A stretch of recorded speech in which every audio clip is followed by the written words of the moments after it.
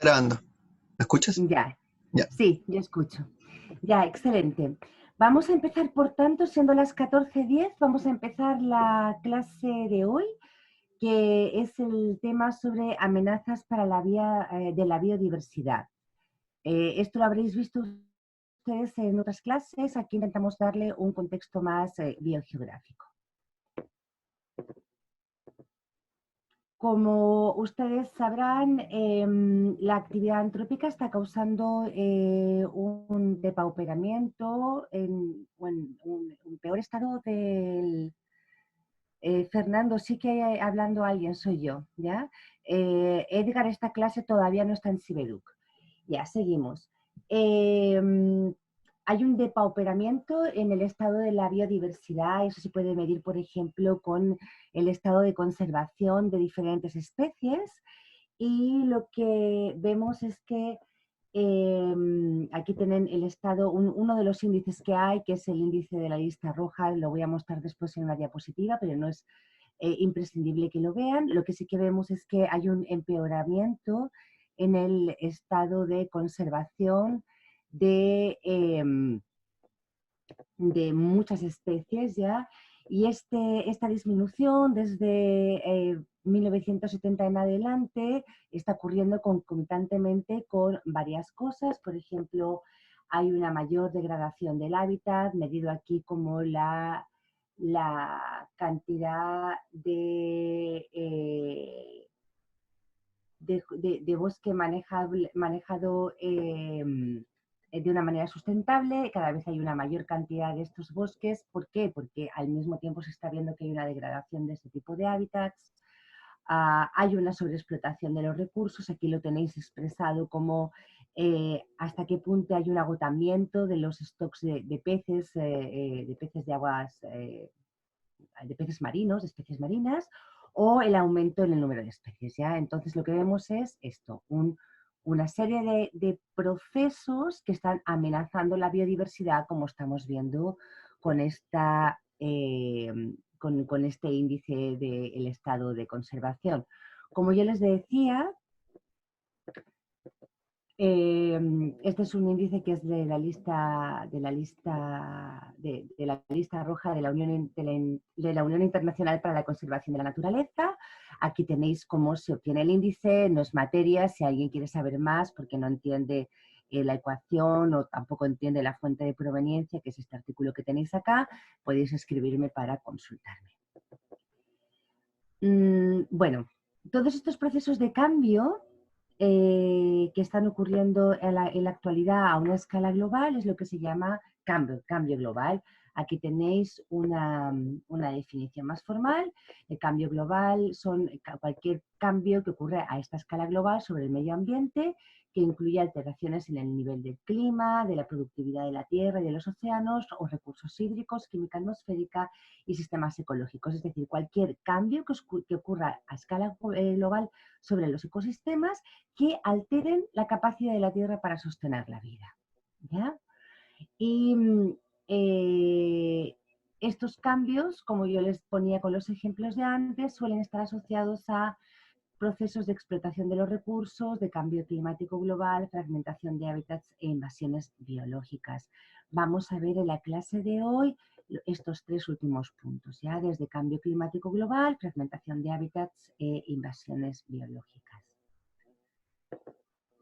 Empezamos por fragmentación. ¿Cómo se ha definido la fragmentación? Pues como un proceso, aquí tiene subrayada la palabra proceso porque no es una característica, sino que es un proceso la fragmentación, por el cual una gran extensión de hábitat, siendo el hábitat aquellos lugares que tienen las condiciones para poder sostener por el tiempo al menos a una especie, también se podría definir para una comunidad.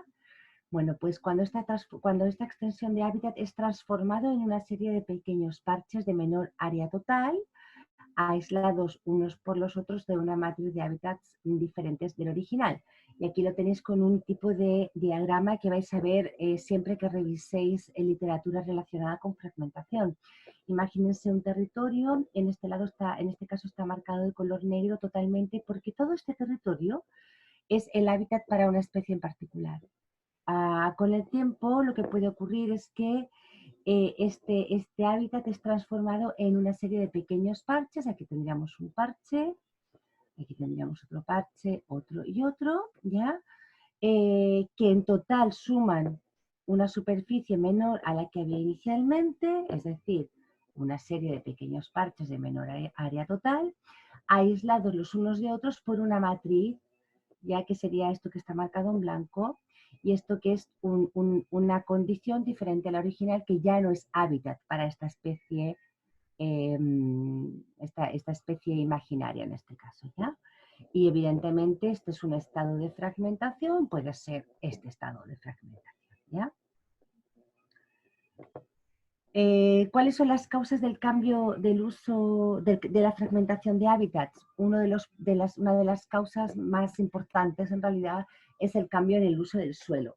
Aquí tenéis, por ejemplo, cómo ha ido fragmentándose los bosques de Estados Unidos desde 1620 a 1920. Los bosques solo que está considerado, está marcado aquí con color verde. Y lo que vemos es que lo primero es que hay una desaparición de esta zona de acá, es como va desapareciendo el bosque. Aquí tenemos cada vez zonas más fragmentadas ya. Y finalmente, ya en el siglo XX, básicamente lo que está es reducido a las costas continentales o, bueno, costas oceánicas, ya, lo que es la zona, sobre todo del suroeste, no, del oeste de Estados Unidos y la zona más con influencia tropical de Florida, ¿ya? Básicamente esto es una desaparición del hábitat producto de la tala de los bosques para generar pastos en algunos casos o terrenos agrícolas en otros. En el caso anterior estamos viendo que el cambio en el uso del suelo está produciendo una fragmentación, en el sentido de que hay una reducción en la cantidad de hábitat, un aumento en el número de parches de bosque, etcétera, etcétera, pero hay casos que los procesos de fragmentación están ocurriendo a la inversa. Y eso lo estamos viendo, por ejemplo, en Europa desde mediados del siglo XX, donde muchos terrenos agrícolas han sido abandonados y ahora mismo estamos siendo espectadores de un proceso de colonización de estas zonas de cultivo por vegetación natural, que serían, por ejemplo, estas terrazas de matorrales. Antiguamente eran cultivos y ahora son matorrales de nuevo, ¿ya? Entonces también vemos que hay cambios en el uso del suelo que conducen a una revegetación. Pero también hay procesos más naturales que podrían producir fragmentación de hábitats, y esto es el caso del cambio climático. En este ejemplo es verdad que voy a mostrar un cambio climático predicho frente a actividades antrópicas, pero ustedes ya saben, por lo que se vio en el tema 6, que el cambio climático ha ocurrido a lo largo de la historia del planeta, ¿ya? Bueno, en este caso, como le decías, les voy a mostrar lo que se predice para el cambio climático próximo en el norte de Europa, particularmente en Suecia. Esto sería el territorio, toda esta zona marcada acá. Y lo que vemos es que lo que es gris es la vegetación de brezal alpino, ¿ya? Es vegetación no arbolada, es matorral de alta elevación, ¿ya? Que ocurriría por encima del límite altitudinal arbóreo, que es esa altura a partir de la cual no pueden crecer los árboles. Bueno, esta es la distribución actual, bueno, en 2004 de este brezal. Y aquí tenemos cómo se predice que sería la distribución en un escenario de cambio climático, en el que produciría el calentamiento, el aumento de las temperaturas, produciría un aumento del tree line desde los 4.333 a los 667 metros sobre el nivel del mar. ¿Qué es lo que ocurre? Que imagínense que aquí teníamos, estos son dos cerros contiguos, aquí tenemos la zona de brezal, Y esta zona de brezal, bueno, no es continua, pero está más o menos cercana. ¿Qué ocurre si el límite altitudinal arbóreo sube? Pues que el brezal alcanza mayor altitud, pero solamente en este cerro que tiene suficiente elevación como para poder tener unas condiciones ambientales abióticas que permitan el establecimiento del brezal. Sin embargo, en este cerro, como la elevación es menor, el brezal desaparece. ¿Qué tenemos aquí? Tenemos un brezal de menor extensión, pero además mucho más aislado porque las poblaciones o comunidades más cercanas han desaparecido. Estaban acá, ahora ya no están. ¿Alguna consulta llegado a este tiempo, a este punto? Fernando Riveros dice, a gran escala una fragmentación natural sería la aparición de la cordillera de los Andes también, o como es muy lento y no se considera. Claro, el levantamiento de los Andes es un proceso que lleva muchos millones de años y que va más allá de los procesos ecológicos. Entonces, normalmente no se considera fragmentación de hábitat esto. Ahí se habla más bien de áreas disyuntas, ¿ya? Del área de distribución disyunta. ¿Te respondí, Fernando? Ya, genial. Bueno, fíjense que en esta definición de fragmentación de hábitat que tenéis aquí, lo que estamos viendo es que pasan varias cosas. Hay una reducción en la cantidad de hábitat, que es lo que dice aquí, con que la serie de parches tiene una menor área total. También se habla de un incremento en el número de los parches de hábitat, ya, porque el hábitat es transformado en una serie de pequeños parches, entonces hay un aumento en el número de parches y una disminución en su tamaño, estando estos parches más aislados, ya. Luego, lo que ustedes están viendo es que el proceso de fragmentación incluiría estos 4 procesos de acá. Vamos a verlo de una manera más gráfica. Aquí tenéis una situación inicial y 5 escenarios, 5 escenarios futuros. Esto es una simple diagrama, es un concepto, es un diagrama conceptual, ya no es real en absoluto. Y en todos los casos se supone que hay un proceso de fragmentación. Solo en uno de ellos hay una pérdida, en todos ellos hay una pérdida de hábitat, excepto en este escenario, en el escenario B, donde lo que vemos es que, por ejemplo, este parche se ha dividido en la mitad, ¿ya? Pero si sumamos las dos superficies es la misma.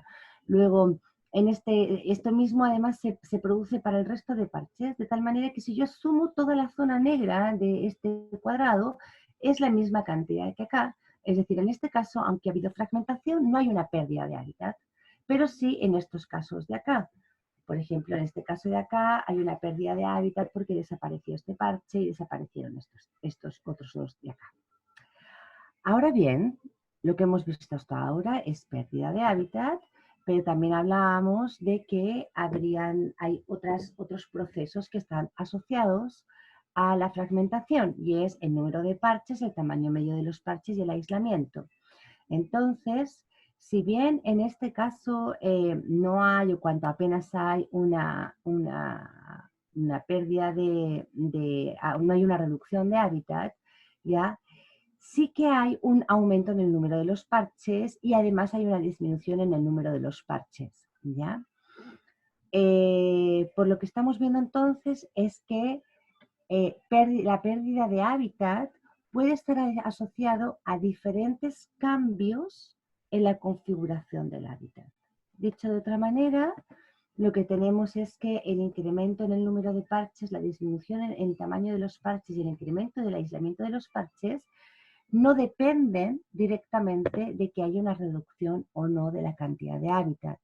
Y es por eso que hay ciertos autores que consideran que se habla de fragmentación de hábitat solo cuando hay un cambio en la configuración del hábitat, es decir, cuando hay un incremento en el número de parches o una disminución en el tamaño de los parches o un incremento en el aislamiento o una combinación de estos tres, independientemente o no de que haya una reducción de la cantidad de hábitat. ¿Se entiende esto?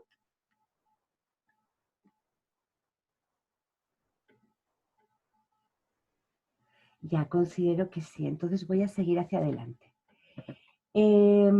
Estos procesos asociados a la fragmentación de hábitat o a la reducción de hábitat se pueden medir. No tienen opción de reacciones, están diciendo acá. Ya. Felipe, ¿qué es lo que no entiendes exactamente? Lo anterior, profesora, lo de la diapo anterior. No lo entendí muy bien, la verdad. ¿Esta diapositiva que tienes ahora? Esa misma. Esa misma, ya. Lo que estoy diciendo aquí es que la fragmentación de hábitat para ciertos autores consiste en que haya un aumento del número, una disminución del tamaño o un mayor aislamiento, pero no tiene que ver con reducción de la cantidad de hábitat. Hay autores que piensan que por una parte está la reducción de la cantidad de hábitat y por otra parte está la fragmentación. Y la fragmentación solo considera incremento en el número, disminución en el tamaño e incremento en el aislamiento. Ahora sí, Felipe. Clarísimo, gracias. De nada. Diego, me dicen que no hay opción de reacciones de aplaudir ni de levantar el dedo. ¿Lo puedes activar, por favor? Ya, voy a ver dónde se puede activar eso. No estoy seguro, la verdad. Es que han habido actualizaciones de Zoom en todo este tiempo. Les voy a comentar por eso que ha cambiado algunas cosas un poquito. Profesora, ¿Sí? ¿a qué se refiere con incremento del aislamiento? Mira, te lo voy a explicar mejor acá. Un incremento del aislamiento entre parches significa, por ejemplo, que la distancia entre un parche al vecino más próximo es más grande. ¿Eso se entiende? ¿Pero eso se produce por reducción de tamaño o porque se mueve? No sé. Claro, es que lo más normal, lo más normal es que haya una reducción en el tamaño del parche. Entonces, si tú, por ejemplo, si tú tienes un bosque y un rodal de bosque, y el rodal de bosque llega, por ejemplo, a una planta exótica que se come todo lo que es, o llega el ganado y se come el ganado todo lo que es el borde del parche, tú vas a tener un parche más pequeño, pero al mismo tiempo va a estar más lejos del parche más cercano. Entonces ahí estaríamos hablando que una disminución en el tamaño del parche suele provocar un mayor aislamiento entre parches, pero no siempre es así. ¿Se entiende? Sí. ¿Sí? Puede haber un desplazamiento. En el caso del desplazamiento sería lo que yo os conté con el cambio climático y los brezales. Ahí hay un desplazamiento del hábitat que hace que finalmente los parches estén más aislados. También había una reducción, pero el aislamiento no se debe tanto a la reducción como simplemente a un cambio en la configuración del hábitat. Súper. Para los estudiantes que sois de la Ingeniería en Conservación de Recursos, tenéis un ramo que se llama Ecología del Paisaje, que si yo no recuerdo mal, lo vais a tener en el próximo semestre. No estoy absolutamente segura, porque tuvisteis un cambio de malla y no lo sé con certeza. Pero tenéis un ramo que es exclusivamente sobre fragmentación del paisaje y por eso yo no voy a profundizar en cuestiones más prácticas como metodológicas para poder medir estos índices, pero que sepáis que lo vais a estudiar a lo largo de la carrera y que hay herramientas para hacerlo, como por ejemplo esta herramienta FragStats, que es gratuita, pero es un poco dura de manejar, sobre todo por la configuración de las capas, pero bueno, esto es un programa muy clásico para el análisis de paisajes, ¿ya? Y que está disponible en esta dirección web que tenéis aquí. Bueno, yo os decía que hay autores que creen que por una parte hay que hablar de reducción del hábitat y por otra parte de fragmentación del hábitat, y eso lo dicen porque piensan en el impacto biológico que tienen uno y otro.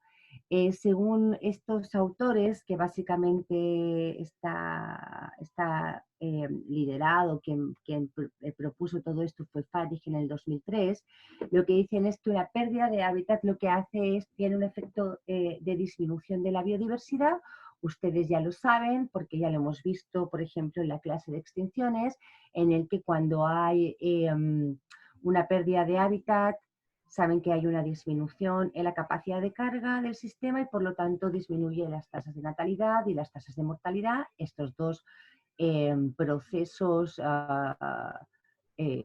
parámetros demográficos inciden en la tasa de crecimiento poblacional, de manera que el crecimiento de la población disminuye. Cuando el tamaño de la población es cada vez más pequeño, ustedes saben que disminuye la diversidad genética y aumenta el riesgo de extinción, ¿ya?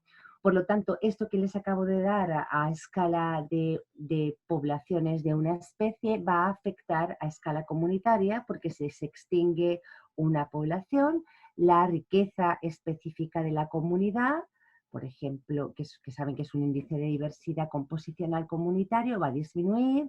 Esto posiblemente va a afectar a las tramas tróficas, por lo tanto también va a haber una disminución del componente estructural de la diversidad a nivel comunitario y posiblemente pueda afectar a las tasas de recambio. Las tasas de recambio, recuerden que las vimos en la clase de biogeografía ecológica. ¿Entendido hasta aquí?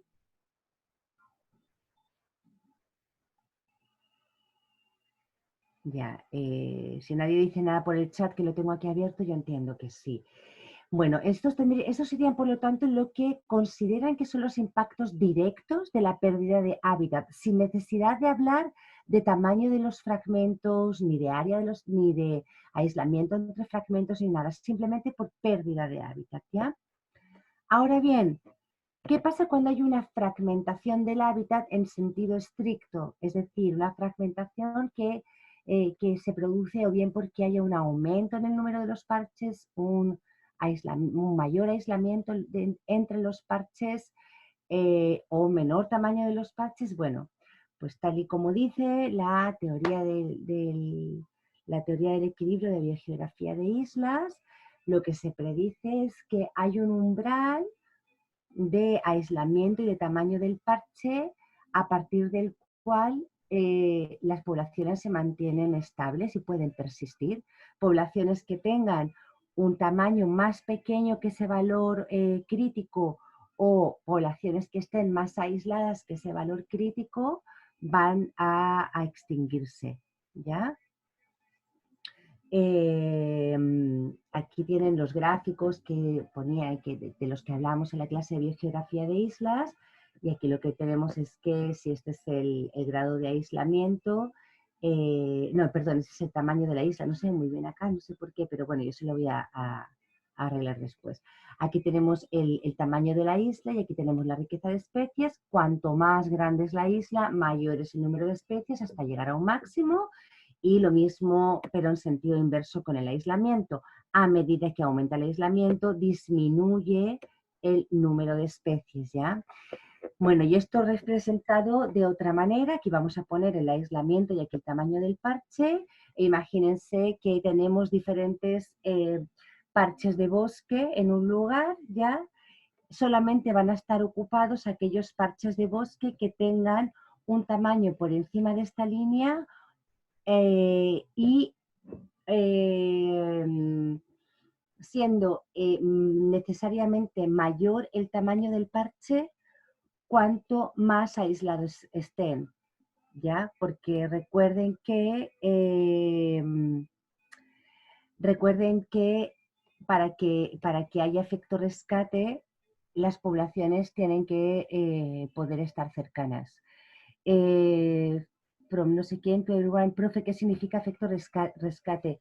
El efecto rescate, esto se vio en la clase de biogeografía ecológica, es un proceso por el cual la probabilidad o la tasa de extinción en una isla no solamente dependería del tamaño de la isla, sino también de cuán aisladas estén, ¿ya? Porque unas islas que estén más cercanas entre sí van a poder albergar poblaciones de una manera dinámica, porque la cantidad de individuos que tengas en la isla puede ir disminuyendo porque la isla es muy pequeña y no tiene la capacidad de carga suficiente, pero siempre individuos de poblaciones de islas cercanas pueden ir llegando a la isla objetivo, de tal manera que se mantenga un mínimo tamaño poblacional viable y no se llegue al colapso poblacional, ¿ya? ¿Se entendió? Ya. Bueno, este tipo o este enfoque de la fragmentación es muy interesante en términos de planes de conservación, y por lo tanto es muy interesante para ustedes porque permite tomar decisiones sobre hacia dónde destinar fondos para conservación. Esto, por ejemplo, fue lo que hicieron o cómo enfrentaron este problema en Estados Unidos y particularmente en esta zona del suroeste de Estados Unidos o centro-sur de Estados Unidos, ya donde se implementaron unos planes de conservación de la ardilla roja, ¿ya? En esta región ven en esta parte que está ampliada unas zonas de color gris. Esas zonas de color gris son parches de bosque que son el hábitat de esta ardilla, ¿ya? Entonces, lo que hicieron fue tomar los diferentes parches y medir su tamaño, lo que ponen aquí forest area, es decir, el área del bosque, y el grado de aislamiento, es decir, lo midieron como la distancia de un bosque al bosque más cercano. Por ejemplo, la distancia de este parche de bosque a este sería la distancia que hay aquí. Espero que lo vean, ¿ya? Además, lo que hicieron fue identificar para cada parche de bosque si había o no había ardilla roja. Y aquí tienen el resultado. Cada punto representa un parche de bosque. Los parches que sí que tienen ardillas son los que están en color negro. Los parches que no tienen ardillas son los que están en color blanco. Después de hacer una serie de análisis basados en precisamente la teoría de biogeografía de islas, determinaron este umbral, ya este valor crítico, este umbral de tamaño de área y grado de aislamiento que, teniendo en cuenta el efecto rescate, permitiría asegurar que existan poblaciones de ardilla, ¿ya? Y identificaron inicialmente estos 5 parches de bosque A, B, C, D y F, donde implementar estrategias de conservación. Lo que decidieron era finalmente que implementarían, simplemente harían un monitoreo de la colonización natural en los parches A, B y C. Perdón. ¿Esto por qué? Porque son parches que tienen suficiente tamaño. Fíjense que el tamaño están por encima de la línea azul, de la línea continua, ¿ya? Tiene un tamaño suficiente como para albergar la ardilla. Todos los parches que están por encima de esta línea, o casi todos los parches que están por encima de esta línea tienen la ardilla. Y además también tienen un grado de aislamiento muy pequeño. Fíjense que los parches que en general no tienen la ardilla son los que están a partir de unos 30 kilómetros, tienen un vecino más próximo a 30 kilómetros de distancia o más. ¿Ya?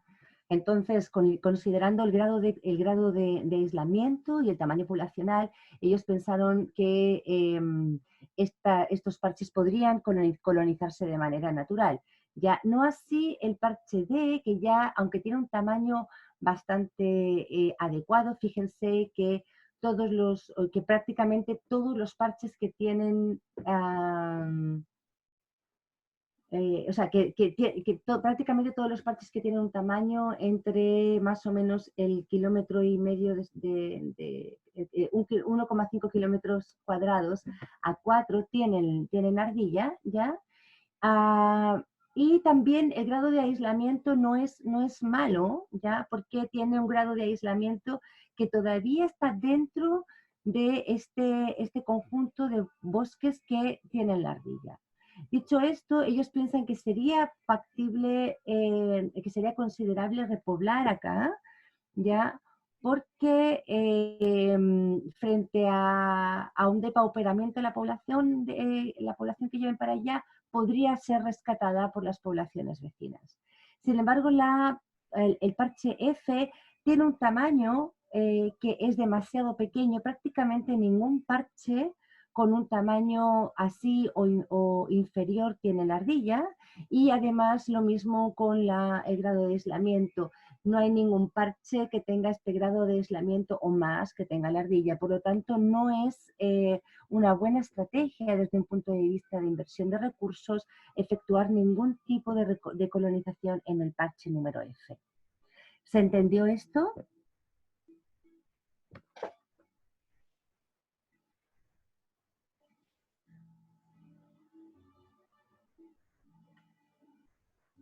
Ya, gracias. Vamos a ver ahora otro efecto de la fragmentación de hábitat. Fíjense que yo inicialmente he puesto efectos negativos, aquí tienen el primer caso ya. Y aquí vamos a ver otro efecto negativo que sería el efecto borde. Ya, el efecto borde consiste en que la habitabilidad, ya, o la habitabilidad del borde de un hábitat no es igual a la habitabilidad del centro de un hábitat. ¿Por qué? Porque cuando estamos expuestos, o sea, cualquier organismo que esté ocupando el borde del hábitat va a ser más susceptible a peligros que vengan de afuera que no los organismos que estén adentro. Ya, fíjense en este ejemplo, ¿ya? En lo que tenemos una planta, ¿ya? Que está en este parche de acá de color negro, de aquí de la izquierda, que en un momento es puro hábitat para esta especie de color rojo. Y aquí tenían indicada el área potencial de dispersión. ¿Ya? Imagínense que es un árbol y sus semillas pueden llegar desde debajo del mismo organismo o hasta una distancia no mayor que esta de acá. Bueno, cualquier semillita que germine no va a tener ningún problema, va a poderse en principio establecer al menos por sus condiciones, por las condiciones del lugar. ¿Qué ocurre si hay una reducción de hábitat, ya, de tal manera que la semillita alcanza una posición que ya no es, o sea, la semillita puede alcanzar una posición al dispersarse, o mejor dicho, dentro del área de dispersión de este organismo, hay zonas que son hábitat, que sería esta parte negra de acá, y hay zonas que no son hábitat, que sería lo blanco. Por lo tanto, es más probable que la semilla, cuando llegue, cuando sea dispersada, llegue a una condición que no es realmente la mejor para poder sobrevivir, ¿ya? A eso nos referimos con efecto borde, ya el impacto que hay sobre la probabilidad de supervivencia o en el desempeño en general de los organismos cuando están expuestos a la matriz, ¿ya? Y este efecto borde no solamente depende o aumenta con la reducción del hábitat, ¿ya? Sino que también aumenta con el modo con la configuración de los hábitats, ¿ya? Fíjense que aquí tenemos una configuración por la cual la cantidad de borde que hay es mucho menor para esta superficie de hábitat que la que tenemos acá. Si, por ejemplo, supusiéramos que esta distancia es 1 kilómetro, aquí tendríamos 1, 2, 3, 4, 5, 6, 7, 8, 9 y 10 kilómetros de borde para una superficie que es de 4 kilómetros cuadrados. Aquí tenemos, sin embargo, aquí tenemos un borde que serían 8, 1, 2, 3, 4, 5, 6, 7 y 8. Tendríamos 8 kilómetros de borde para la misma superficie de 4 kilómetros cuadrados. Luego, como vemos, un cambio en la forma de los parches aumenta el efecto borde, que es digamos, perjudicial en términos de sobrevivencia de los individuos o de las poblaciones. ¿Se entendió hasta aquí?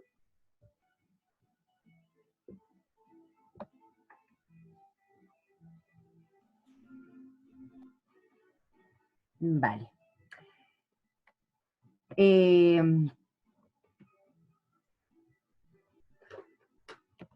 Pasemos a efectos positivos. La fragmentación de hábitats no solo tiene impactos negativos sobre la diversidad, así como la pérdida de hábitat sí que tiene efectos claramente negativos, la fragmentación no solamente tiene efectos negativos como los que hemos visto hasta ahora, sino también efectos positivos. Y esa es la razón por la que algunos autores consideran que reducción de hábitat y fragmentación de hábitat deben de analizarse y evaluarse por separado. Y el primer efecto positivo sería la persistencia del sistema predador-presa. La fragmentación aumenta la probabilidad de tener refugios temporales para las presas, de tal manera que las presas podrían refugiarse en estas zonas que solamente son hábitat para ellas y posteriormente dispersarse de un fragmento a otro, siendo menos susceptibles a la predación por los depredadores. ¿Ya? Aquí tenéis, por si no os acordáis de ecología, la típica dinámica de depredador-presa. Aquí tenemos el tiempo, aquí tenemos el tamaño poblacional de una liebre en color naranjo y un lince, un felino en color azul. Y lo que vemos es que las poblaciones de la presa siempre van a aumentar después del decaimiento de las poblaciones de las poblaciones del depredador. Si uno de los dos, predador o presa, disminuyen totalmente, lo que vamos a tener finalmente es que el sistema completo va a colapsar. Una manera de que eso no ocurra es que existan estos refugios temporales para las presas. De manera análoga, la fragmentación de hábitats confiere estabilidad frente a procesos de competencia interespecífica. Ustedes saben también por ecología que cuando hay dos especies coexistiendo que ocupan el mismo nicho o gran parte del nicho, es decir, hay solapamiento de nicho, lo que pueden ocurrir son dos cosas. Una es que haya desplazamiento de nicho, es decir, que las especies empiecen a ocupar recursos diferentes, eso saben que es un motor de evolución, que es lo que pasó con los pinzones de Darwin, por ejemplo, lo vimos en la clase de procesos bióticos.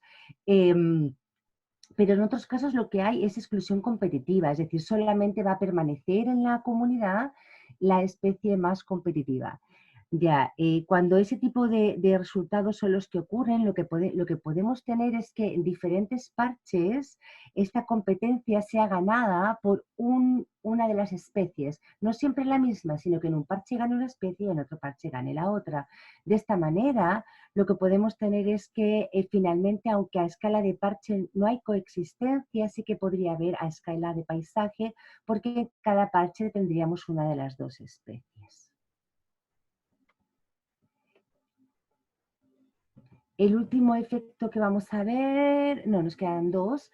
Uno es el de la estabilidad frente a perturbaciones locales. Ya, imagínense que tenemos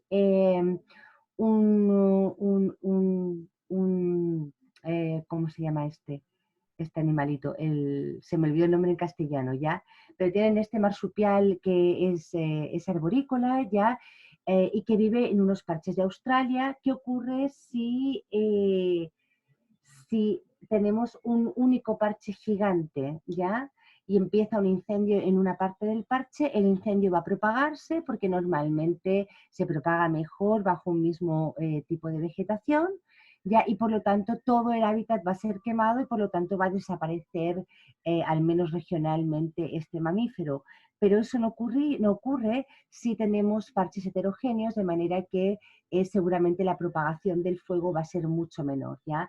De esta manera lo que vemos aquí es que el riesgo de extinción con el tiempo, esto es una simulación, no son datos reales, al final de los 300 años simulados, el riesgo de extinción es mucho mejor en condiciones de parches heterogéneos que no en condiciones de parches homogéneos. Y para terminar, justo antes del descanso, vemos que el otro efecto positivo es el que se daría por lo que se llama complementariedad del paisaje. Hay organismos que necesitan de diferentes tipos de hábitats para completar su ciclo vital. Esto es está muy generalizado en el caso de los anfibios, y ese es el caso particular de esta ranita, ¿no? La rana pipiens, que en la primavera ocupa las charcas de cría, en verano migra a los prados y en invierno está en cuerpos de agua más grandes como arroyos o lagos. Luego, si tenemos un paisaje muy homogéneo, no podemos tener esta ranita porque no se dan todos los hábitats necesarios para que pueda completar su ciclo vital. Muy bien, siendo las 14:50, vamos a hacer un descanso de 10 minutos, por lo tanto nos vemos a las 15 horas. Diego, ¿puedes por favor poner en pausa la grabación para no tener minutos extra de más? Gracias. Ya.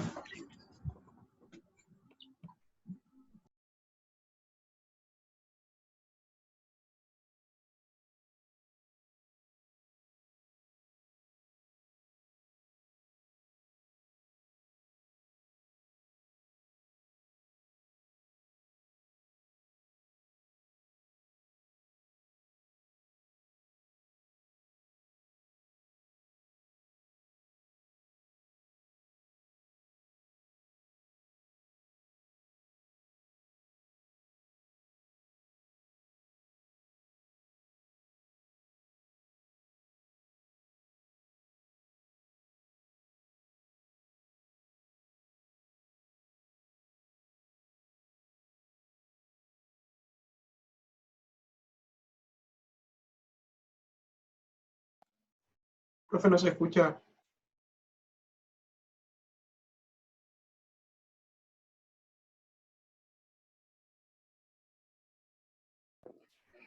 Listo. Ahora sí, ¿cierto?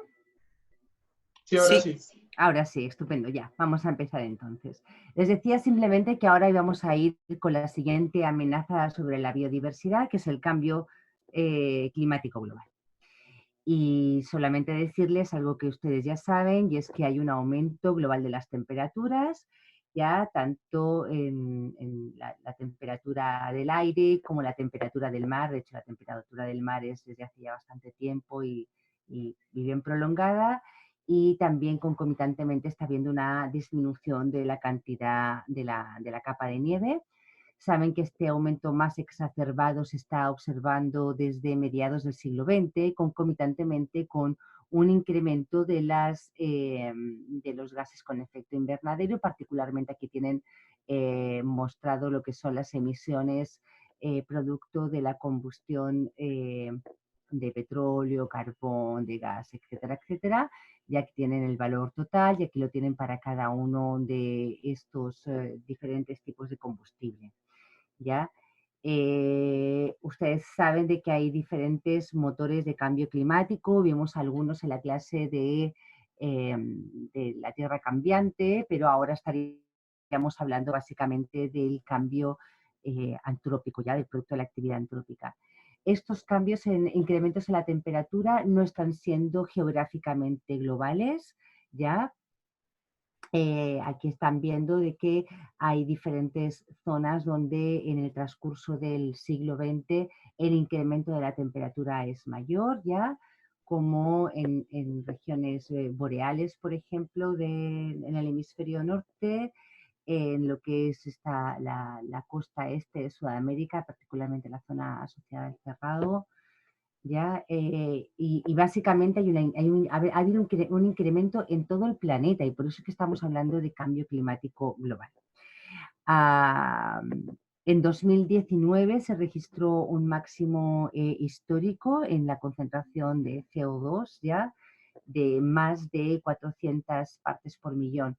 Hace unos 10 años estábamos en 385 partes por millón, ya hace unos años que estamos habitualmente en 400 partes por millón, pero ya se han superado las 400 partes por millón en la emisión de gases. Y bueno, es probable que siga aumentando las emisiones, y eso es lo que se está mostrando aquí. Se está mostrando 4 escenarios posibles de aquí a 2100 en las emisiones. No solamente de CO2, sino de cualquier gas, ¿no? Con efecto invernadero, y lo que tienen aquí es lo que llama la concentración de CO2 equivalente, es decir, transforman la concentración de diferentes gases en función de su impacto en el aumento de la temperatura, y eso es lo que llaman el CO2 equivalente. Y aquí tienen 4 escenarios, desde un escenario muy pesimista a un escenario muy positivo, ¿ya? El escenario más pesimista sería que las tendencias en el desarrollo económico, tanto global como regional, siguieran las mismas tendencias actuales y, por lo tanto, lo que se espera es un incremento casi exponencial de las emisiones de CO2 equivalente, pero bueno, si realmente hubiera una restricción muy fuerte al incremento a las emisiones, podrían incluso llegar a disminuir, y eso sería lo que se llama el escenario 2.6. Hay muchos escenarios, aquí tienen un ejemplo.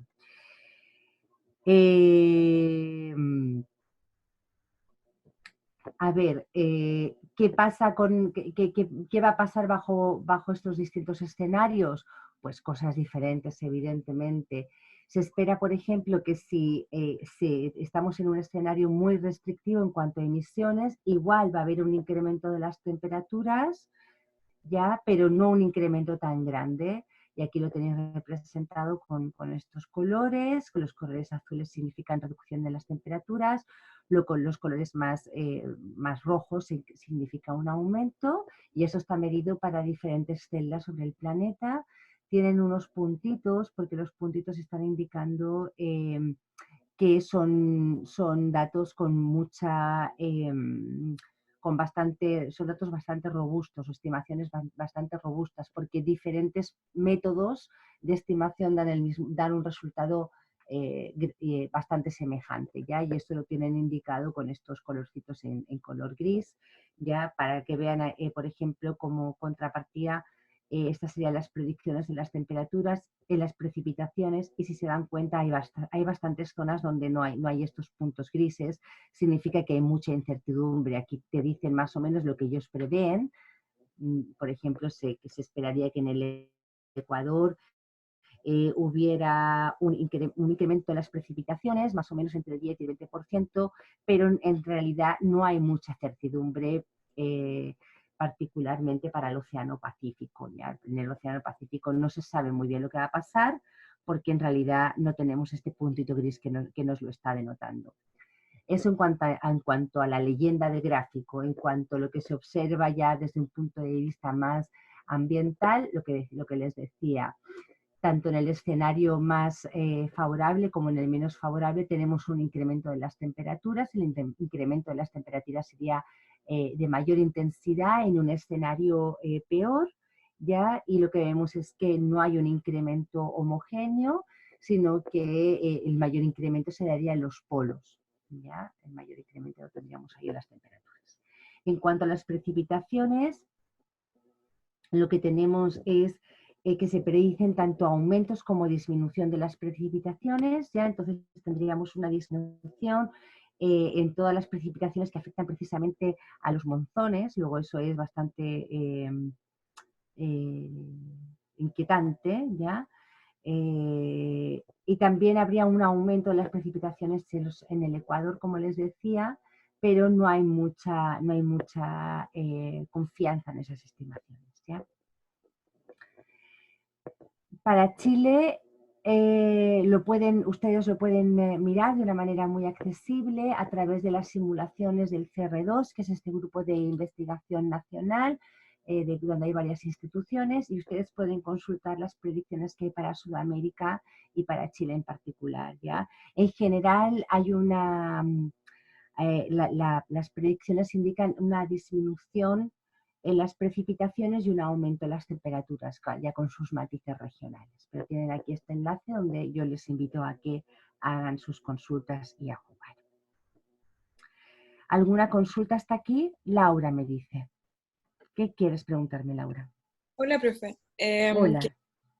Quería consultar porque no recuerdo bien en qué clase y si habrá sido si debe haber sido una de biología anterior en las grabadas. Recuerdo que mencionó que bajo la pandemia ha habido un decremento de de las emisiones de CO2 por razones de confinamiento y disminución, no sé si la industria o el tráfico en general, que han sido detectables a nivel de partes por millón. ¿Escuché mal o es así? Y en cuanto, o sea, ¿qué es lo que se sabe? Como ¿Cuánto No, hay? no escuchaste más, Laura, eso se midió, La verdad es que lamentablemente no recuerdo los números, para ser honesta, pero fue medible. Ok, ¿Y por qué se debe? No solamente, la industria no ha bajado tanto como lo que son los desplazamientos vehiculares. ok, pero sí es algo que ya se midió Sí, y es bastante en comparación con los años anteriores, entonces, como, o sea, no sé, no tengo ahora en mente el dato, pero sí es una anomalía en cuanto a las tendencias. ok, Es una anomalía, sí, sí. bueno, Eso, mira, si te metes te puedo buscar el dato. Uy, me estoy yendo para atrás. Ay. Si tú te metes acá o sea, tienes que escribir, ¿no? Porque no hay ningún enlace puesto, pero este observatorio que está en la Micronesia, es ahí donde se miden los niveles de CO2 atmosféricos para que es una isla como muy aislada, entonces no tiene impacto directo sobre las emisiones de ningún núcleo en general, de ningún núcleo urbano en general, y por lo tanto se consideran como las mediciones más globalizadas, ya que no están influenciados por efectos locales. Entonces, si tú te metes buscas el observatorio, ujú, de este observatorio que hay acá, ahí te dan el registro diario y también ok, hay resúmenes de los registros históricos y te puedes descargar, los datos están a libre disposición, uno los puede descargar y los puede trabajar. ok, perfecto. Ujú. Pero pudiese ser en realidad algo positivo, pero quizá no en tal medida para generar Ah, cambios. claro, o sea, si no es sostenido en el tiempo, no. Si no es Claro, sostenido en el tiempo, el impacto no va a ser menor. Lo que sí es una lección, es claro, decir, es una lección, se puede. sí, Eso es lo que el resumen. Se claro, puede disminuir si queremos, es decir, el escenario, el 2.6 es factible si hay un interés real por parte de los gobiernos. perfecto. Muchas gracias. No hay nada. Ah, sí, mira, sí que está el enlace, po. Ahí está, el enlace a la noticia. Bueno, está el enlace a la noticia, no al observatorio. ¿Ya? Ya, gracias. Ya. Eso. Bueno, ¿qué tenemos frente al cambio climático? ¿Cuál es el impacto ecológico? ¿Qué es lo que se espera? ¿Ya? Eh, ya hay evidencias de ciertas cosas, ¿ya? Pero también hay estudios de prospecciones. Y la mayoría de las prospecciones tienen que ver un poco con esta filosofía que yo les comentaba de Whitaker, ¿no? De que uno en general puede intentar, se supone, en cierta medida se puede hacer, que se puede predecir cuál es el ecosistema de una región sabiendo la precipitación anual y sabiendo la temperatura, ¿ya? De manera que lo que va a ocurrir básicamente es que si en un lugar va a haber otra precipitación y otra temperatura, lo que vamos a tener es otro ecosistema diferente. La pregunta es, ¿qué va a pasar con las especies que conforman el ecosistema? Recuerden que el concepto de bioma no incluye la identidad de las especies. El concepto de ecorregión sí. Ya en la ecorregión sí que hablamos de la especie A o la especie B. En el concepto de ecosistema es la fisionomía y el funcionamiento de la comunidad, ¿de acuerdo? Bueno, pues lo que ocurre es que cuando el hábitat cambia, lo que pueden pasar son tres cosas, es que las especies se extingan, las especies se adapten o que las especies se mueran. Y que las especies se muevan es mucho más frecuente de lo que se había pensado hace un tiempo, ¿ya? Em, lo que tienen aquí es una cuantificación hecha por herramientas filogenéticas en lo que se estimó cuántos eventos de colonización han habido en plantas en todo el hemisferio sur, en la historia del hemisferio sur, ¿ya? Y para eso lo que hicieron fue evaluar más de 10.000 eventos de especiación en diferentes grupos de plantas. Eso significa que estudiaron casi 11.000 especies y vieron si estos eventos de colonización estaban asociados a colonización al mismo ambiente, al mismo bioma o a un bioma diferente, ¿ya? Aquí tienen el resultado de una manera gráfica bastante intuitiva. Con flechas tienen direcciones de eventos de colonización. Ya tenemos aquí eventos de colonización de Australia, Nueva Caledonia, y si ven esta flecha es muy gruesa, significa que aquí hubieron muchos eventos de colonización, hubieron más eventos de colonización que los que hubieron, por ejemplo, de Australia a África, porque la flecha es más delgada, y evidentemente muchos menos que de África a Sudamérica, porque la flecha es punteada, ¿ya? Pero lo más interesante, más allá que el número de eventos de colonización, es hacia dónde fueron. Y cuando la flecha está azul significa que las colonizaciones fueron de una región a otra, pero a un mismo bioma. Y sin embargo, la parte roja está indicando qué proporción de las colonizaciones ocurrieron de un bioma A un bioma B, un bioma diferente. Y lo que vemos es que hay una predominancia de colonizaciones al mismo bioma, es decir, las especies tienden a moverse hacia regiones que tengan el mismo ecosistema, que es un poco lo que cuenta la película de monitos de Ice Age, ¿ya? Que siempre los bichitos se van moviendo porque está habiendo un cambio en su ecosistema. Entonces lo que estamos esperando, lo que esperamos es con este cambio climático son migraciones, y eso ya está ocurriendo. Bárbara, hay muchísimos mecanismos de dispersión, ¿ya? Las especies, eso lo veíamos en la clase de biogeografía histórica, también lo vimos en la clase de procesos bióticos.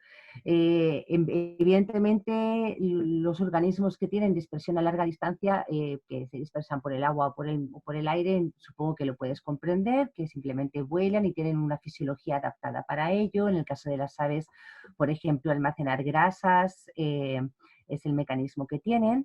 Pero hay mucho rafting, hay muchos organismos que son terrestres y que se desplazan de una masa continental a otra simplemente porque se forman balsas de restos de ramas o lo que sea, y estas balsas flotan y los organismos migran de esa manera. Ya recuerden cuando veíamos en la clase de áreas de distribución, veíamos este ejemplo de esta fabácea que produce unos porotos que se desplazan por el océano desde África hasta Australia, por ejemplo. ¿Te respondí, Bárbara? Sí, no, sí, yo sé, a mí también se me olvida, no te preocupes, pero me toca acordarme. Ya. Bueno, ¿qué se predice? Por lo tanto, con el aumento del clima se predicen cambios en la distribución de la vegetación. Aquí tenéis una predicción un poquito antigua, pero a mí me gusta, me sigue gustando usarla, porque habla un poco no solo de la predicción por el clima, sino también de la predicción asociada al incremento de CO2, ¿ya? Los que hayáis estudiado o estéis estudiando ecofisiología conmigo, sabéis que evidentemente el CO2 es un recurso fundamental para las plantas porque es la fuente de carbono con la que construir sus macromoléculas orgánicas, y por lo tanto un aumento en la cantidad de CO2 va a producir en algunos casos un incremento en el crecimiento de las plantas, no en todos, el proceso es fisiológicamente complejo, pero lo que sí que sabemos es que afecta de manera diferente a diferentes formas vitales, ¿ya? Entonces, si ustedes ven, por ejemplo, el incremento de la temperatura, lo que parecería que estaría haciendo lo que estaría provocando acá es que, por ejemplo, la selva amazónica, con esta mayor demanda evaporativa, independientemente de las precipitaciones, estaría siendo colonizada por pastos. Aquí ven que están de color azul, que serían bosques siempre verdes. Un cambio climático hay cambios climáticos que predicen que habría una colonización por los pastos, ¿ya? Pero ¿qué podría pasar, por ejemplo, si consideramos el dióxido de carbono? Recuerden que estos pastos que están acá, recuerden los que han estudiado conmigo ecofisiología vegetal, estos pastos que que hay acá, a ver, estoy como medio confundiéndome con los colores, ya, aquí, sí. Estos pastos que tenemos acá son unos pastos que son muy eficientes cuando la temperatura es alta o cuando la concentración de CO2 es baja. Pero si la concentración de CO2 es alta, a estas plantas no les va muy bien en términos competitivos con el bosque, ¿ya? Y por lo tanto lo que tendríamos es un proceso contrario, tendríamos una colonización de estas sabanas de pastos C4, serían colonizados por el bosque. Ahora, si consideramos clima y CO2, es decir, tanto el incremento de CO2 como los cambios en el clima provocados por este aumento de la concentración de CO2 o de sus gases equivalentes, con efectos equivalentes, lo que tendríamos sería una mezcla de ambos procesos. ¿Ya? Tendríamos un aumento, por ejemplo, de los bosques siempre verdes en esta zona de Centroáfrica, donde al haber más CO2 serían más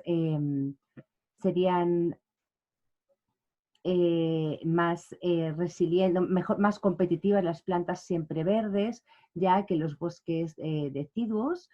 Y tendríamos, por ejemplo, un efecto intermedio entre lo que es la colonización por parte de los bosques como la colonización por parte de las plantas C3 en la parte de la sabana neotropical. ¿Ya? No tienen por qué aprenderse esto, solamente quiero que sepan que tanto el clima como el CO2 van a afectar a la productividad primaria neta, pero también va a afectar de manera diferente a diferentes especies. Y en función de las especies que se vean beneficiadas, vamos a tener unos biomas u otros. Este es el mensaje de esta diapositiva. ¿Alguna duda sobre cambio climático de lo visto hasta ahora?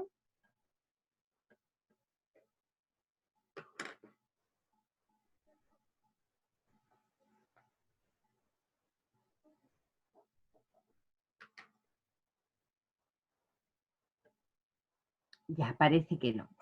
Entonces, vamos a pasar a la última parte, que es la parte de invasiones biológicas. Ustedes recordarán, porque lo vimos en la parte de áreas de distribución, que las especies las podíamos clasificar como especies autóctonas, que son las nativas, o las especies alóctonas, ¿ya? Que son las especies exóticas, es decir, en un lugar particular una especie es exótica si su rango de distribución nativo es otro, pero llegó al lugar fruto de la actividad antrópica, ¿ya? Ahora, la especie puede ser exótica y simplemente introducida en el sentido de que no se naturaliza, es decir, necesita de la intervención de los seres humanos para completar su ciclo vital.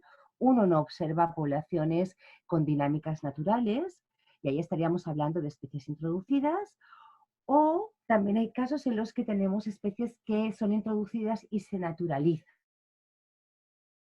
Es decir, que mantienen sus poblaciones de manera independiente de la actividad antrópica. Aquí les ponía como ejemplo estas típicas margaritas que uno puede ver, por ejemplo, que aparecen en las aceras de los barrios residenciales muchas veces porque han salido de los jardines, pero uno no ve que hayan poblaciones de estas margaritas colonizando extensas áreas del territorio exótico, del territorio fuera de su rango de distribución natural. Pero hay casos en los que esto no ocurre, hay casos en los que las plantas llegan a un lugar, o las plantas no, pueden ser otro tipo de organismos, es como mi línea de investigaciones en plantas, siempre pienso en plantas, pero evidentemente ocurre para otro tipo de organismos. Bueno, estaríamos hablando de estos organismos exóticos invasores cuando llegan a este lugar donde no llegan de manera natural, sino que llegan a través de la actividad antrópica, se naturalizan, es decir, generan poblaciones que tienen dinámicas autónomas, de manera autónoma, sin que los seres humanos tengan nada que ver, y además tienen un impacto negativo en el ecosistema invadido. Y ahí es cuando hablamos de especies invasoras, solamente cuando tienen ese impacto negativo.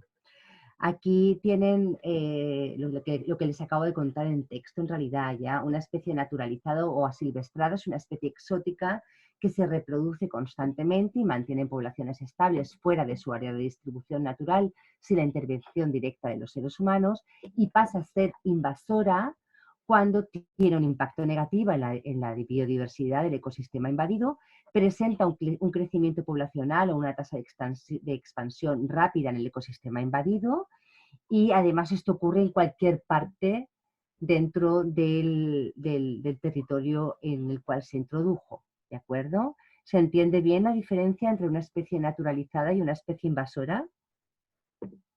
Es decir, naturalizada, silvestrada o una especie invasora.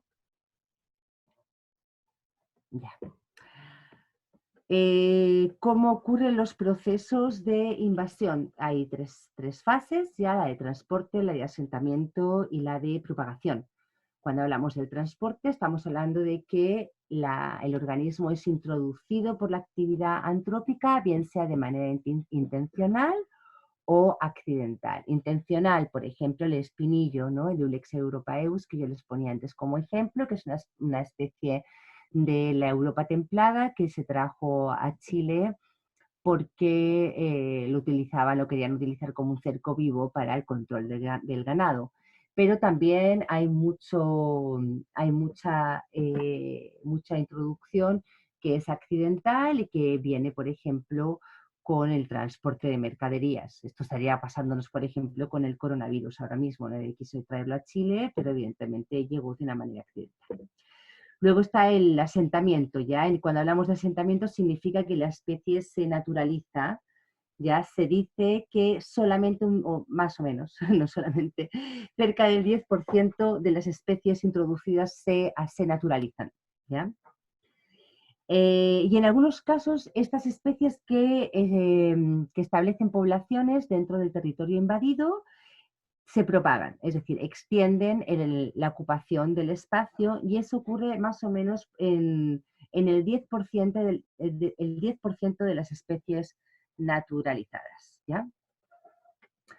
Esto mismo que tienen aquí se lo estoy mostrando con otro diagrama donde estamos viendo el transporte, la colonización, el establecimiento y la propagación. Y la actividad antrópica puede actuar en cada una de estas fases, no solamente llevando al organismo, sino que también la actividad antrópica puede favorecer las fases de colonización, establecimiento y propagación, ¿ya?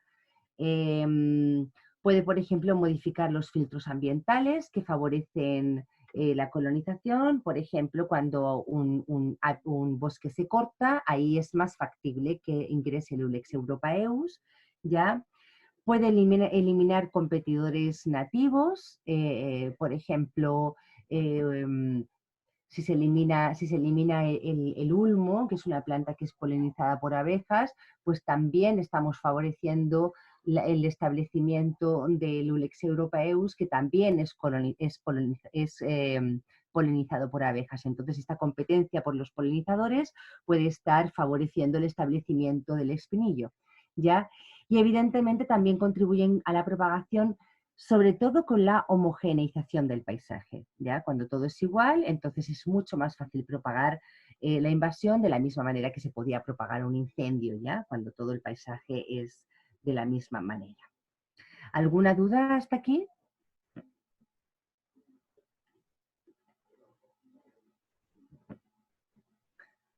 Ya, diría que no. Aquí tenéis, a modo de información extraordinaria, un listado de bases de datos donde podéis encontrar especies invasoras. La base de datos más activa es esta primera, la Global Invasive Species Database, y ahí podéis encontrar lo que son información sobre especies invasoras a escala global. Hay veces que las bases globales no se condicen con lo que pasa a escala regional. Tengan cuidado con eso, ya. Hay especies que aparecen como invasoras en bases locales para Chile y no aparecen en la base global. ¿Cuál usar? Pues depende del objetivo que tengan ustedes, ¿ya? Ahí tienen que preguntarse qué es lo más interesante. Les decíamos cuando definíamos las especies invasoras que son aquellas que no solamente han llegado por fruto de la actividad antrópica y se han establecido y naturalizado, sino que tienen que tener un impacto negativo en la biodiversidad. Recuerden que la biodiversidad tiene diferentes atributos, como nos esquematizaba el diagrama de Knox, el atributo composicional, estructural y funcional, y también puede actuar sobre diferentes escalas de organización biológica. Vamos a empezar con genes. Piensen que cuando llega una especie a un territorio, en ciertas ocasiones puede hibridar. Esto ocurre mucho con las plantas, lo veíamos también en la clase de procesos bióticos. Y al hibridar lo que puede ocurrir después es lo que se llama un fenómeno de introgresión genética. Esto es lo que parece que está ocurriendo con estos espartos, ¿ya? En San Francisco, en Estados Unidos. Tenemos un esparto, Espartina foliosa, que es nativa de este lugar. Y ha llegado esta espartina, que si no recuerdo mal es europea, la Espartina alternifolia es introducida. Estas dos especies no siguen el concepto biológico de Merck, que es lo que vimos en la clase de procesos bióticos, porque pueden hibridar ya y producen estos híbridos que son fértiles, ¿ya? Hay otros híbridos de otras espartinas que no son fértiles, pero en este caso sí. Y este híbrido puede colonizar puede hibridar con alguna de estas especies, ¿de acuerdo? Entonces, ¿qué ocurre? Que al hibridar hay un flujo de genes de una especie a la otra. Luego, la invasión está alterando la estructura genética de las poblaciones de la espartina nativa, ¿de acuerdo? ¿Alguna duda hasta aquí?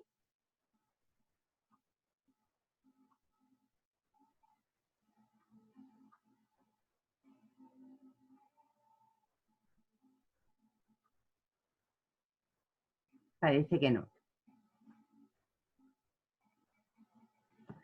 Ya, entonces vamos a seguir. Muy bien. Gracias, Felipe.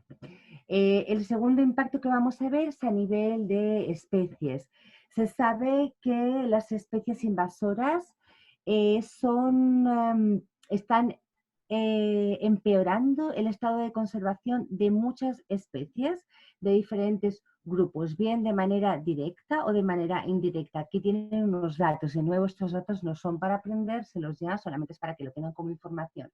Aquí tienen de nuevo este índice de estado de conservación desarrollado por la IUCN, ya de manera que valores positivos significan que del periodo, por ejemplo, 1988 al 94, valores positivos significaría que habría un mejoramiento en el estado de conservación, valores negativos significa que hay un empeoramiento.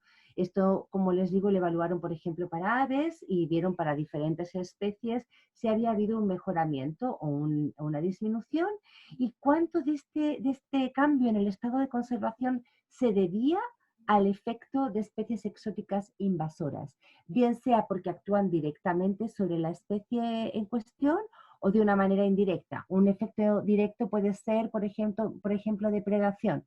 Ya tenemos un pez, por ejemplo, los salmones que depredan a los galáxidos en los ríos del sur de Chile. Ese es un efecto directo. Un efecto indirecto puede ser, el espinillo coloniza una zona, genera incendios, los incendios afectan a poblaciones de ulmo nativo que, bueno, el ulmo es capaz de rebrotar, pero no sé, de alguna especie que no sea capaz de regenerarse después del fuego y ahí tenemos un empeoramiento del estado de conservación fruto del incendio, ya que el incendio, por lo tanto, y el incendio ha sido provocado por la especie invasora y estaríamos hablando, por lo tanto, de un impacto secundario o no directo, ¿ya? Y lo que están viendo ustedes aquí es que ha habido una disminución. En general, el impacto es negativo, es decir, muchas especies tienden a disminuir su estado de conservación en presencia, cuando están expuestos a una especie invasora, tanto en aves como en mamíferos y como en anfibios. En anfibios llama la atención de que en ningún caso hay un impacto positivo ya del estado de conservación cuando llega una especie invasora. ¿Alguna pregunta hasta aquí?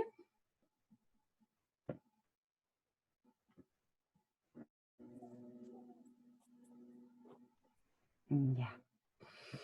Pasemos, por lo tanto, a otro impacto de las invasiones biológicas sobre la biodiversidad y, en este caso, en el impacto de las interacciones interespecíficas. Es un poco lo que les contaba antes, pero aquí ya haciendo un énfasis directo sobre las interacciones, porque lo que les contaba en realidad del incendio era un poco diferente, no importa. Las especies exóticas invasoras muchas veces afectan de manera indirecta, alterando las redes de interacción. Un ejemplo aquí lo tienen con esta hormiga argentina que se llama Linepitema humile, que es una especie exótica invasora en gran parte del mundo, y que evidentemente su distribución es básicamente argentina. Y lo que está haciendo, por ejemplo, en Sudáfrica es que está desplazando a las hormigas nativas, ¿ya? Y el problema no solamente es que esté afectando a la hormiga nativa, sino que es que además estas hormigas nativas eran las encargadas de enterrar semillas de plantas nativas, de manera que al quedar las semillas enterradas cuando habían incendios, las semillas podían sobrevivir al incendio. Esto ocurre en una zona donde los incendios son muy frecuentes, que es el matorral sudafricano. Entonces, ahora lo que está ocurriendo es que hay una mayor susceptibilidad a los incendios de las plantas, fruto del desplazamiento de las hormigas nativas por parte de esta hormiga argentina. ¿Alguna duda hasta aquí?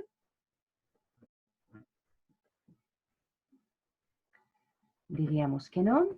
Vamos a finalizar con lo que es el impacto de las especies exóticas invasoras sobre los procesos ecosistémicos.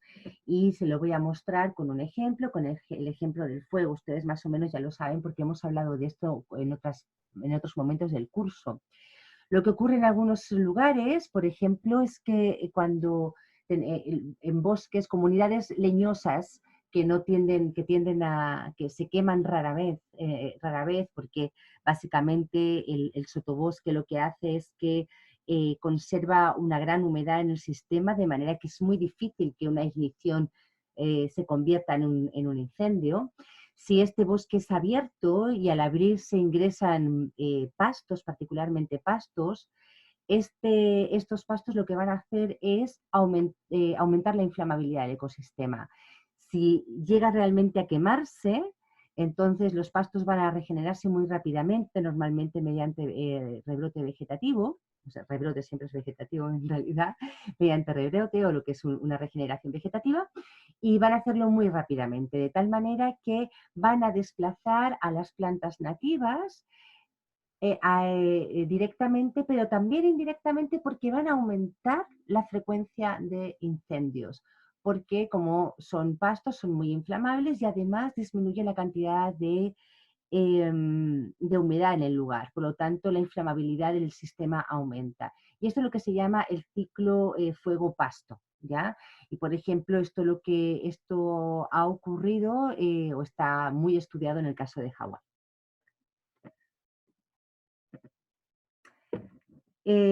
Para ir finalizando, vamos a ver los patrones de invasibilidad. Cuando nos hablamos de invasibilidad, estamos diciendo de que no todos los lugares son igualmente invadibles, ¿ya? Entonces vamos a ver un poco cómo está ocurriendo esto.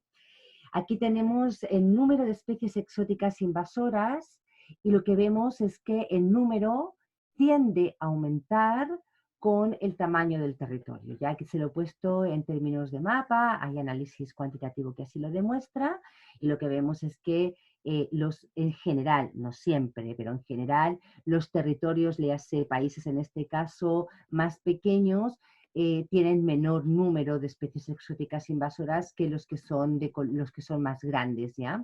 Como, por ejemplo, aquí tenemos la India, aquí tenemos China, aquí tenemos Australia, ¿ya? Y estos serían lugares con mayor cantidad de especies, pero esto simplemente se explica por la relación que hay entre el área de una isla y el número de especies, como bien veíamos en la clase de biogeografía ecológica.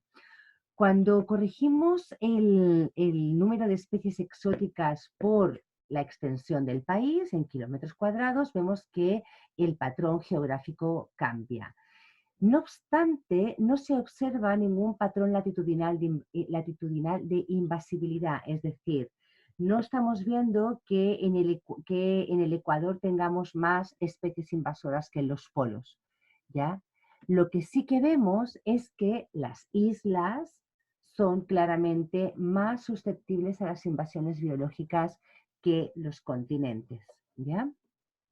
Y lo otro que se observa es que el número de invasiones biológicas aumenta con el desarrollo económico del territorio, pero esto solamente si expresamos esta relación contabilizando el número de especies exóticas invasoras sin corregir por el área del territorio, ¿ya? Y esto os lo voy a ir para atrás para que vuelvan a ver el mapa. Vemos que, por ejemplo, Canadá y Estados Unidos y Australia son territorios muy grandes y por lo tanto pueden albergar muchas especies, pero además estamos hablando de potencias económicas. Esto explica en realidad la relación entre el grado de desarrollo y el tamaño y la cantidad de invasiones. Lo vemos muy bien, por ejemplo, en Europa, donde tenemos países de pequeño tamaño y tienen un gran número de especies invasoras, tantas como, por ejemplo, Canadá, a pesar de tener menor tamaño. Y aquí, en realidad, por lo tanto, el número de especies invasoras no estaría tanto modulado por el tamaño del territorio, sino por el grado de desarrollo. ¿Alguna pregunta hasta aquí? Profe, yo tengo una pregunta. Dime. Es que no entendí como la afirmación de la frase, el número de invasiones biológicas aumenta con el tamaño del territorio. O sea que mientras más grande el territorio, mayor probabilidad de invasión. Sí. Pero entonces, ¿por qué dice que las islas son más susceptibles si son más chiquititas? Mira, precisamente vamos a... la respuesta viene precisamente viene de la teoría de biogeografía de islas, ¿ya? Y es algo que ustedes van a analizar. Ahora yo les voy a dar un poco de información de las causas de invasibilidad. Vendría un poco, yo creo que después de este descanso, ¿ya? Y ahí vamos a ver que hay 3 hipótesis que explican la biodiversidad, ¿ya? Y la idea es que ustedes piensen el por qué las islas son más susceptibles a la invasibilidad y esta idea la van a desarrollar con un caso de estudio. En realidad la respuesta está en todo lo que hemos visto a lo largo del curso. Es decir, no es nada nuevo, solamente es una aplicación, ¿ya? Y es como vamos a evaluar, hacer la evaluación de este tema también, ¿ya? Pero yo os voy a dar las explicaciones que tienen, las explicaciones de la resistencia no, os voy a dar las explicaciones que hay a la invasibilidad, sea cual sea el territorio. Y ustedes van a hacer el ejercicio de aplicarlo a la situación de islas, repasando los conocimientos del curso. ¿Vale? Sí, me parece. Vale. Muchas gracias. Bueno, mira, si os parece, de nada, como son las 15:43 y teníamos que terminar a las 15:45, hagamos aquí una pausa y nos vemos entonces serían a las 15:55, ¿de acuerdo?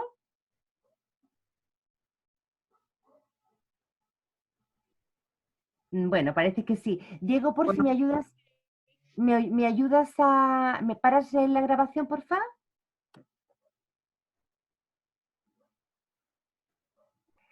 Siendo las 15:55, vamos a empezar con la clase. Ya la tenemos grabando, ¿vale? Esta parte ya es muy cortita. Estábamos hablando antes de patrones de invasibilidad, es decir, qué lugares son más susceptibles a ser invadidos. Y hablábamos de que los lugares más grandes, cuando consideramos territorios más grandes, hay mayor grado de invasibilidad, no hay ningún patrón latitudinal, corregido por área, incluso sin corregir por área, eso es bien interesante, hay más en las islas y también hay más probabilidad de invasión en lugares con mayor riesgo, índice de desarrollo, que eso igual no lo terminamos de decir. Les decía que claro, los sitios que tienen mayor cantidad, mayor grado de desarrollo son sitios donde hay mayor comercio y por lo tanto es más fácil que llegue un organismo exótico y que ese organismo exótico, si llega, tenga la capacidad ya de invadir o no, eso es otro cuento, pero es más probabilidad de que llegue. Pero además también es cierto que normalmente hay más información, entonces en este sentido podría haber un sesgo. Ya podría ser que realmente este patrón no fuera tan claro como lo que aquí se indica. Y de hecho, bueno, hay una tendencia, pero la tendencia tiene mucho ruido, como se puede observar aquí. Alguien me preguntaba sobre las hipótesis, sobre qué lugares, por qué hay ciertos lugares más invasibles que otros, y particularmente me preguntaban por las islas. Bueno, pues hay 3 hipótesis, ¿ya? La primera hipótesis de invasibilidad es la resistencia a la diversidad, por la que se diría que las comunidades diversas son menos invadibles, ¿ya? Es decir, bueno, ese sería el patrón. Las comunidades con mayor diversidad son menos susceptibles a la invasión.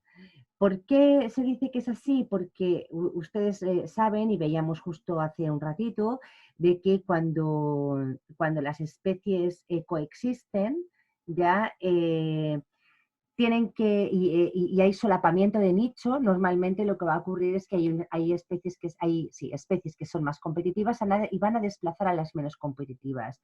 De tal manera que, como hay una alta capacidad de carga en los ecosistemas muy productivos, normalmente hay muchas especies y estas compiten mucho entre sí, y solamente las especies que realmente sean muy competidoras son las que van a poder estar en ese lugar. Si no eres muy competidora, vas a quedar relegado.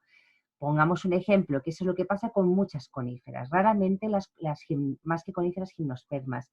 Raramente las gimnospermas coexisten con árboles latifoliados. Rara vez. ¿Por qué? Porque son especies de crecimiento muy lento, básicamente son especies de crecimiento lento y por lo tanto no tienen una gran capacidad de competencia y quedan relegadas a los lugares menos productivos, ¿ya? Y eso pasa, por ejemplo, con el alerce, ¿ya?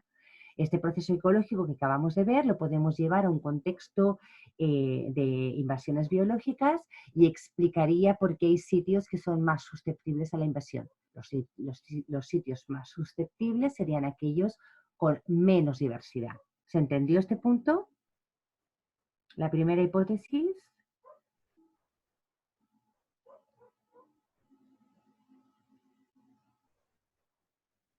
Vale, gracias.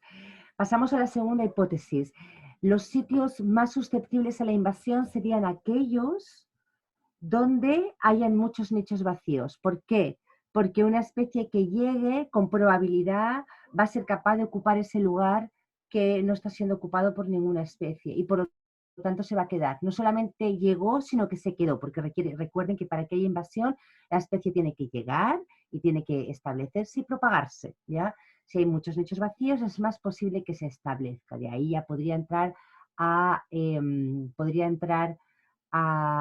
propagarse en función de la competitividad, de cuán competitiva sea la especie, ¿ya? ¿Entendieron la diferencia entre la hipótesis de resistencia a la diversidad y la hipótesis de nicho vacío?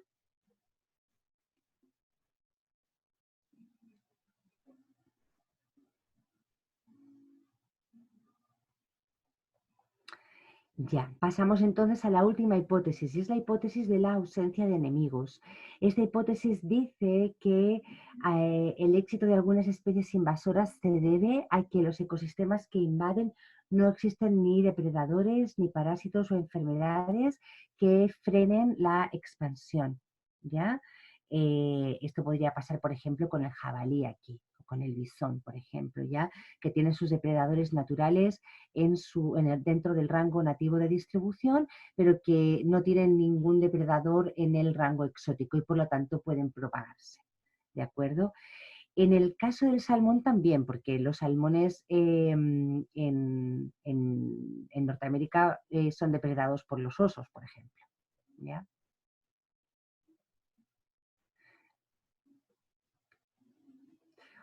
Muy bien, entonces hasta aquí lo que es la clase de hoy. Referencias.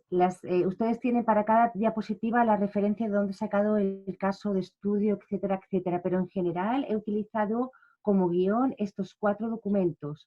El primero es este artículo que está en la revista de la Asociación Española de Ecología Terrestres, que se llama Ecosistemas. Es una revisión sobre las invasiones biológicas, ya está en castellano, entonces les va a ser muy útil y gran parte de la estructura la he obtenido de este artículo. La parte de fragmentación está obtenida de este artículo de revisión del año 2003 de Faring. Está en inglés, pero bueno, de nuevo el inglés científico es un idioma bien accesible y bueno, esto serviría como apoyo. La estructura ya la tienen dada en la clase. La parte de cambio climático, obviamente, del último informe del IPCC.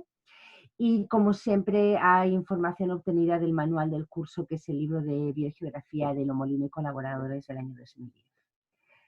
Voy a pasar ahora a explicarles la evaluación de esta actividad, ¿ya? Esta actividad se va a evaluar como siempre con estos trabajos grupales, ¿ya? Y en este caso la evaluación va a tratar sobre la susceptibilidad a las invasiones en islas y particularmente vamos a emplear como ejemplo la invasión en el archipiélago de Juan Fernández, que como ustedes saben forma parte del territorio chileno, ¿ya? Ahí tienen un poco la descripción del archipiélago, que está bastante alejado del continente, a 670 kilómetros de la costa de Chile central, que tiene varias islas, ahí tienen sus tamaños y las distancias al continente, es un archipiélago que se considera con una alta biodiversidad. Hay una gran cantidad de especies, ahí tienen algunos datos, como 203 especies de flora vascular, hay un grado de endemicidad muy alto, fíjense que hay 12 géneros y 132 especies de plantas que son endémicas del archipiélago. También hay una alta endemicidad, por ejemplo, en los moluscos y también en las aves. Hay 2 especies que están en peligro crítico por la IUCN, que son el picaflor de Juan Fernández y el rayadito de más afuera. No solamente la riqueza de especies y el grado de endemicidad lo hace muy interesante, sino que además desde el punto de vista florístico hay una alta representación de elementos florísticos. Recuerden que esto lo vimos en la clase de biogeografía, de regionalización de la biota, ¿ya? El 27% de la flora es cosmopolita, pero hay un 17% más pantropical, un 11% australasiano, un 14% neotropical, un 12% antitropical y un 4% de sur templado, ¿ya? O australasiano también. Sur templado, estos dentro del continente sudamericano, perdón. Es decir, que hay una amplia representación de los elementos biogeográficos y esto hace que su biodiversidad sea muy especial, ¿ya? Se considera como un tesoro biogeográfico. Pero también, a pesar de todo ello, está muy amenazado por las invasiones biológicas, ¿ya? Y la idea es que nosotros utilicemos este caso de estudio chileno como una manera de profundizar en los procesos de invasiones biológicas, siempre desde una perspectiva muy biogeográfica, recuerden, ¿ya? Entonces lo que vamos a hacer es, las preguntas son las siguientes, que tienen que responder de manera grupal, ¿ya? 1, identifiquen y justifiquen cuál de las 3 hipótesis que explican la mayor susceptibilidad no de las islas a las invasiones biológicas, sino cuál de las 3 hipótesis que explican la mayor susceptibilidad, la susceptibilidad a las invasiones biológicas se ajusta al sistema modelo de invasión biológica en el archipiélago de Juan Fernández. Es decir, la idea es que ustedes tomen una de estas 3 hipótesis y digan ya, de estas 3 nosotros creemos que la que más se adapta, puede que no sea la única, pero es la que más se adapta según su criterio al problema de invasión biológica del archipiélago de Juan Fernández. No hay ninguna respuesta correcta. A mí me vale la justificación. De manera que, aunque todos me dijeran ya es la primera, no me sirve de nada si no lo justifican bien, ¿ya? Recuerden que pueden leer al respecto en este trabajo que yo les decía que ya tienen en su carpeta Drive del curso.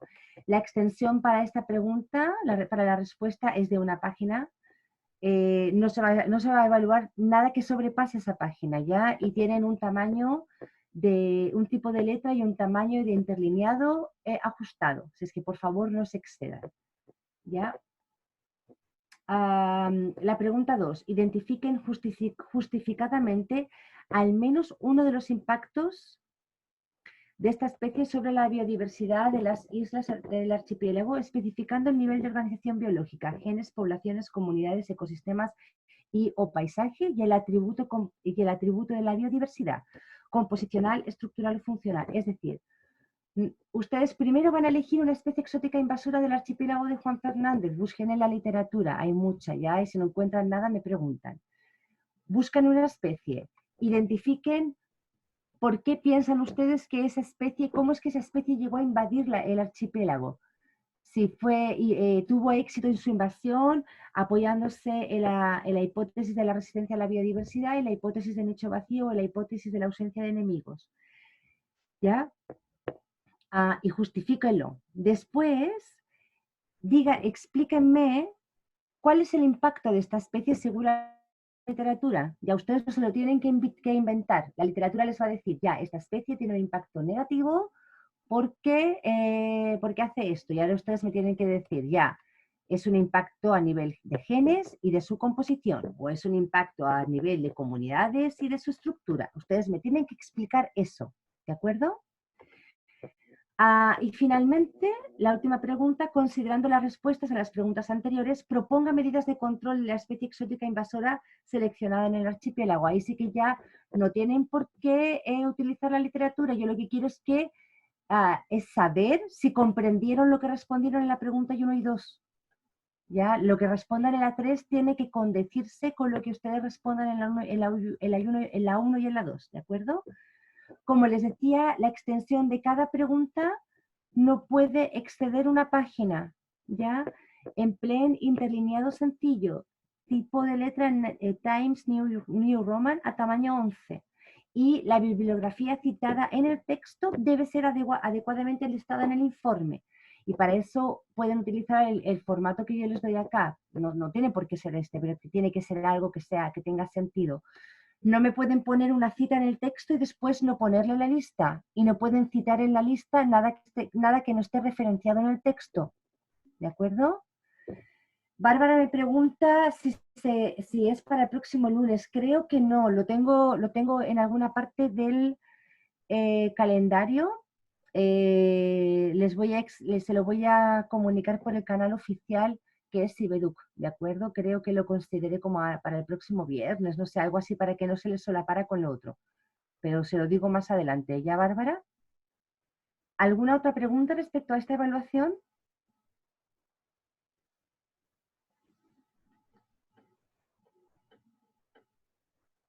¿Alguna pregunta sobre la clase de hoy?